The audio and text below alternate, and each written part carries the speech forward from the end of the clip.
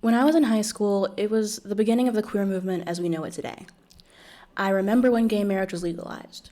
I remember joining the Gay Straight Alliance, as well as when the name changed to be more inclusive. I remember how half the girls on the flag team identified as bisexual, but I was the only lesbian and the only one who dated a girl at all during high school.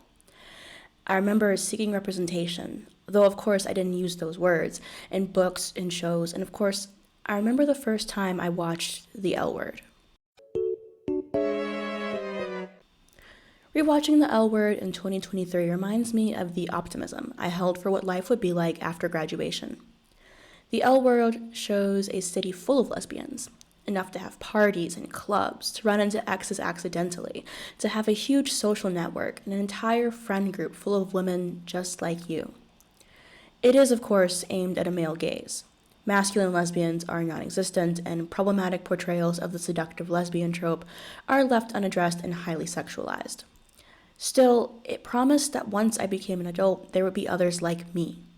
The separation I had felt from the other women in my life would be replaced with an understanding that would make up for this lifelong loneliness.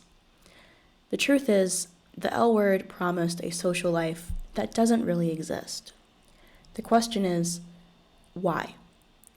In every city I've been to, I've been able to find gay bars, gay saunas, gay massage parlors. Often heralded as inclusive spaces, gay clubs populate any list of lesbian spaces, no matter where you're researching. If you're lucky, there will be a lesbian bar, perhaps a lesbian night. But it will remain crowded out by these inclusive spaces, and you're far more likely to find that that bar closed down 5 years ago. The simplest answer is that lesbians make up the smallest percentage of the LGBT community, creating a minority within a minority. However, within recent years, the number of women identifying as part of the LGBTQ umbrella has greatly increased, which would imply that the population might be much bigger than previously anticipated due to greater acceptance and less pressure to remain within the closet. Something that gets said a lot to women who come out later in life is, how did you not know that you were attracted to women when you were a teenager or in your early 20s? And here's the thing, we knew that we were attracted to women. We knew that we found women attractive, but we just didn't think that that made us a lesbian. Most of us thought it was completely normal to think that women were more attractive than men, and to also think that that still meant that we were straight. We thought everybody felt the same way, that we all collectively thought that women were more attractive than men. We didn't realize that that's not what everybody was thinking. I, for many years, considered myself to be a straight woman who just happened to also be attracted to women. Like, I fully believed that I was straight.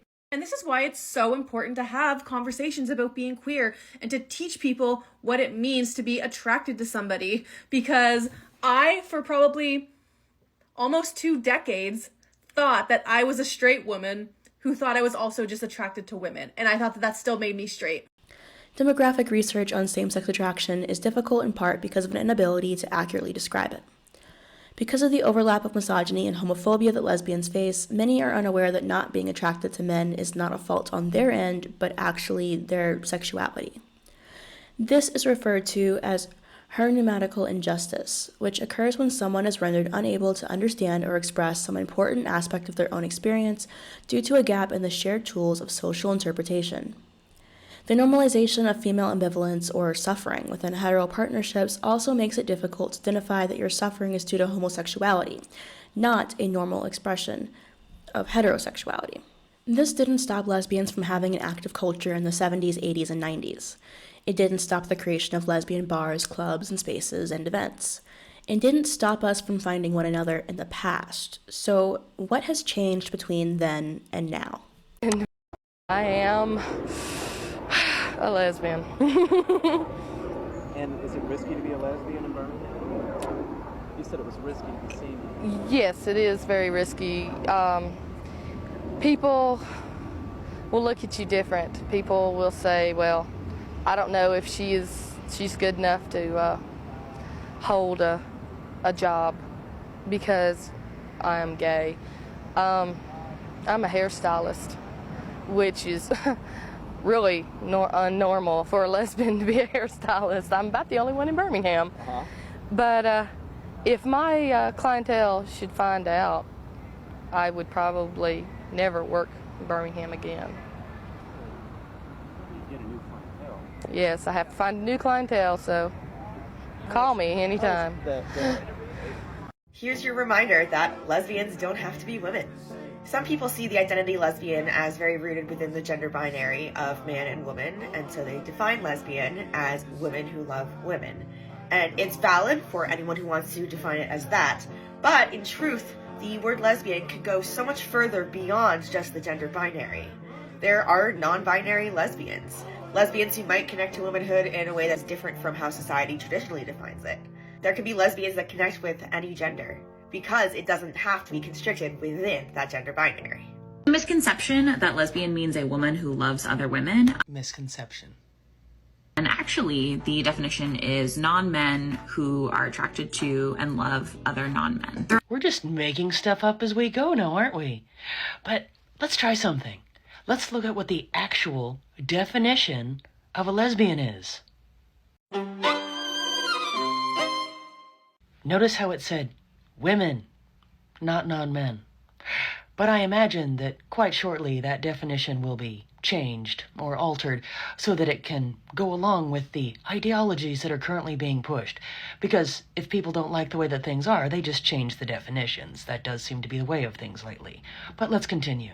There have always been gender non-conforming lesbians, and it's interesting to see nowadays that there are some folks who kind of try to gatekeep that identity. And Gatekeeping. Seriously. Well, I guess if one's argument doesn't really have much to stand on, adding buzzwords will definitely add more validity, won't it? gatekeep that identity and only include folks who identify as women, when that's not what being lesbian is all about. There's like a zillion different ways to be a lesbian. We may have actually reached the point where real definitions of words may have actually lost all meaning because feelings are more important than actual definitions now. If you are active in queer spaces, you might notice a different problem from being unable to identify as lesbian.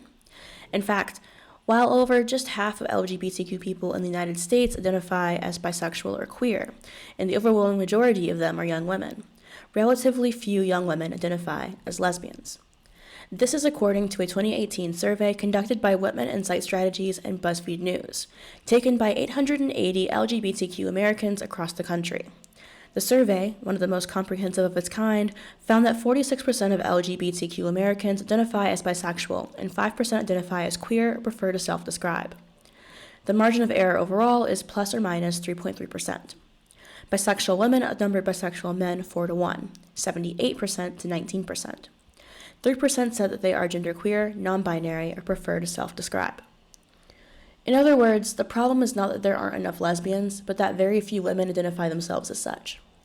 As LGBT acceptance shifted to glorification and fetishization, as more and more leftist spaces are defined by oppression and victimhood, as postmodernism has taken over academia, the lesbian has become anyone who claims the label. From men who wish they were women dating women, to women with boyfriends who hate their normalcy but won't do anything to change it. Anyone is allowed to call themselves a lesbian in a world where woman is no longer clearly defined, and woman exclusively attracted to other women is not defined either. It is difficult to find each other on a large scale, as events like Mitchfest are constantly harassed until they are shut down, or else are bullied into inclusionism that erases the very point of having a designated space. It is difficult to find each other on an individual scale, as even having personal boundaries is considered hateful. Lesbians are disappearing not just in terms of physical spaces, but also in terms of identity. When you conflate terms of lesbians, it becomes uncomfortable, dangerous, and unwanted to identify as lesbian or to join any such communities. So, where do we go from here?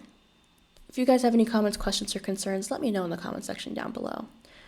This video was a request by a patron, and unfortunately, all of my books on lesbian culture, all my essays and whatnot, are back home in the US.